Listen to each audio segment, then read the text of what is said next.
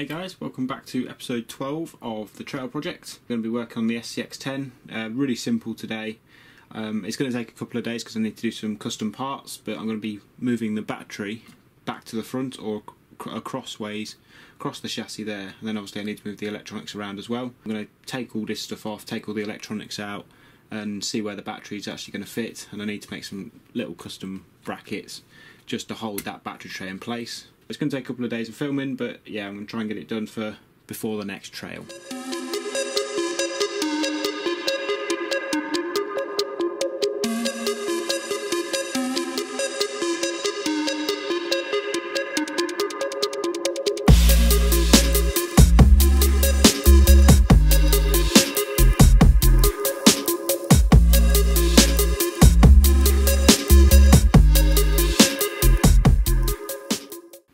I've been making some stuff for this new battery mount. There's three sort of components there. This was the first one I made. I initially made this one first and just thought this was enough, but then when you see it in and all assembled, you'll see why I had to make these extra bits. Yeah, we're going to get this one installed first and I'll show you how it actually works, and then I'll show you the other two bits. This first element here attaches to the stock battery tray. I've got to get the orientation of this right. Yeah, it goes that way. So this is the stock battery tray, and these holes match up with the two countersunk holes at either end of the battery tray. Just slide that in there, and then we put a couple of countersunk screws in to attach it together. So I've drilled those holes, see one strapped in already, but so that you can get a loop through both straps. So I've made it flush so you can still get a strap through. Done it on that side as well. But being as I use shorty packs, I don't use full length packs, I use shorty packs, I had to make a little slit in the mount to fit another battery strap through. This strap actually comes through this slit here in the actual mount itself and wraps around like that. You get the idea. So a full length pack you can strap it there. But because I use shorty packs which come to about there from the end, I had to make a loop in between, and this Velcro pad is for the LiPo alarm. So yeah, that's the first element done. Now to actually get it mounted in the chassis. In order to mount this, we're going to use the stock battery mount at the front. So I'll move all these wires out of the way. So there's two holes on a chassis brace here, one there and one there, and we're using those to mount this battery tray.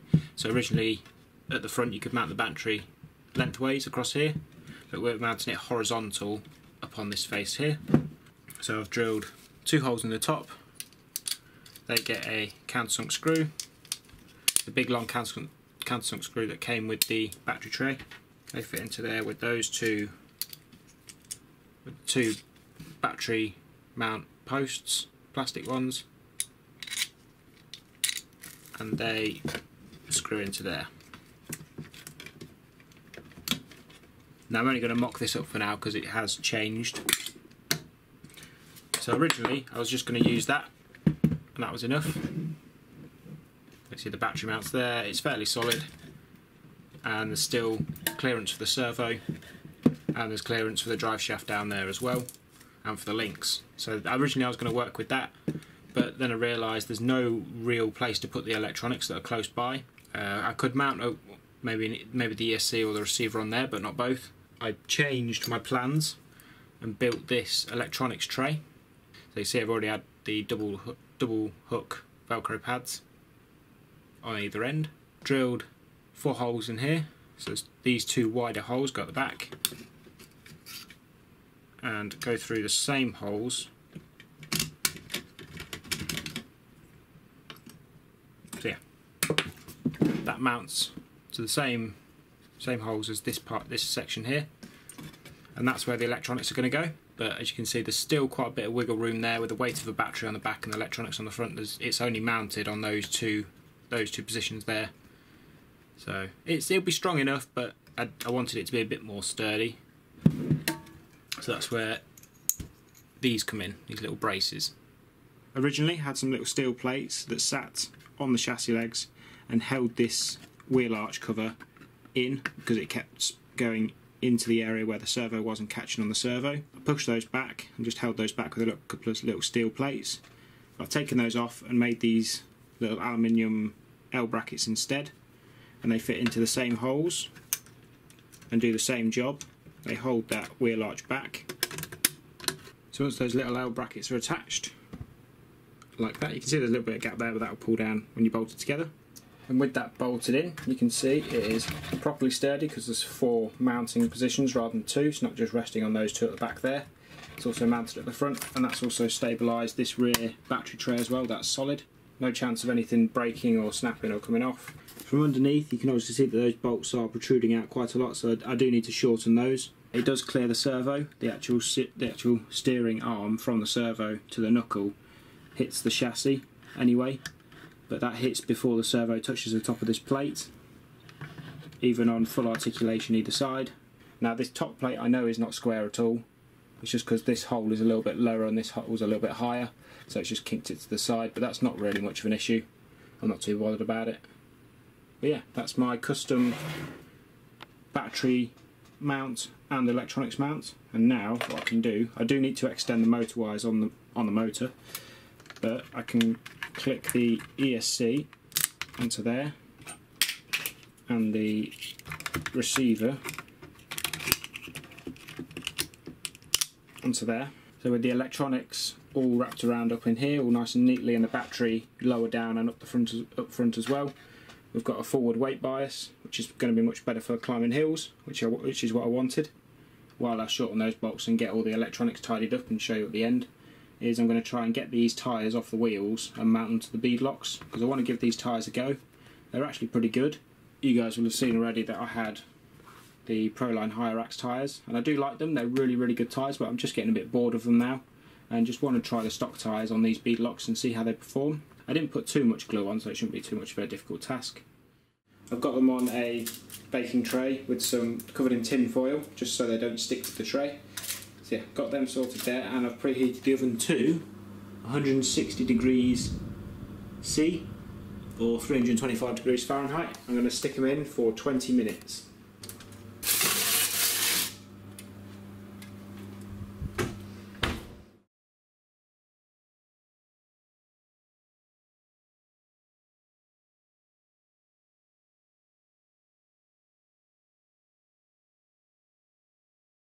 Again, after 5 minutes, remove your tyres from the oven.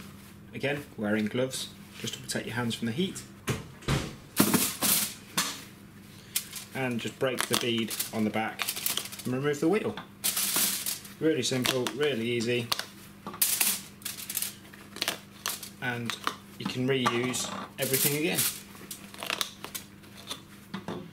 And that is it. So using the oven to bake off the tyres has left a really clean result. There is glue residue on there, but that's fine, that's the beading surface anyway, it doesn't really matter. And there's no damage to it at all, there's no splits or tears in it. It's just the glue that's left over, and the wheels in the bead, there's no residue at all. They're really, really clean. So yeah, super happy with that. I actually got that tip from Harley Designs, so I'll leave a link in the description to his video on it. But it's basically exactly the same as this. So it's 160 degrees Celsius or 325 Fahrenheit, 20 minutes, break the bead of the side that's facing up, flip them round, stick them back on the tray and back in the oven at the same temperature for 5 minutes, and break the bead on the other side, and that's it, done. So really, really easy. I'm definitely going to be doing that again. But yeah, it just means I can reuse these tyres and have a go with these with some bead locks and see how they perform. And I've actually shortened these bolts as well, so I can actually properly install the electronics tray and the battery tray. A little while later and the truck is all ready to go. Few aesthetic changes. Obviously I've got the stock tyres back on the bead locks now, and these are the same bead locks, I just shot blasted them, so I've lost all the rust and all the shine, so they're just sort of like a flat primer colour. So it looks quite nice. I want to see how it rusts first, and if I like it I'll just keep them like this. But if I do like the grey colour, so if I don't like the rust that comes sort of a bit later, I'll just clear coat them in that and it will just stay that colour. But yeah, so stock tyres back on. Made a big difference to the aesthetics. Obviously a lot smaller than the Higher Axe tyres, and I have already had it out on the trail and they perform quite well, as you can see by the mud. It's already been out on the trail already, so yes. I had to rush to get it actually done, so the electronics aren't as tidy as I like. Also got some new mirrors on there. The other ones actually broke. These ones by Axial are very bendy, and they do bend when you smash into rocks and stuff, but eventually they will snap and break. You put too much stress on the plastic. And the last sort of aesthetic thing that I did was add some LEDs to the spotlight bar, and they did work. But then when I was taking the battery out, one of the leads came out of the connectors, and I couldn't get the actual pin out, so I've got to get a new JST connector, and that's what that cooler box there is there for. It's velcroed in. And you remove the lid and you put the battery in there, and then you can put the lid back on, and it doesn't look like there's a battery there, it just looks like there's a cooler there. So yeah, that's the aesthetics things that have been done on the outside since the last clip that you saw. And then we'll take the body off. Now this does need tidying, but this is sort of a rough look at where the electronics sit. I am going to tidy it up because it's a bit of a rat's nest at the moment. Had to solder some new motor connections on, just to move that Dean's connector back up here a little bit. That is all the electronics back in, and obviously the new battery mount as well. So yeah, obviously already had it out on the trail like I said before, and it performed really well. Definitely has got a better climbing angle, and I'm going to get it out on a few more trails and actually video one of the trails for you just to show you the difference. Yeah, obviously still needs tidying, but as of now that is the new setup. Electronics at the front and the battery. Thanks for watching. If you want to check out the Facebook and Twitter pages, links are down below in the description box, and I shall see you next time on RC Projects. Bye.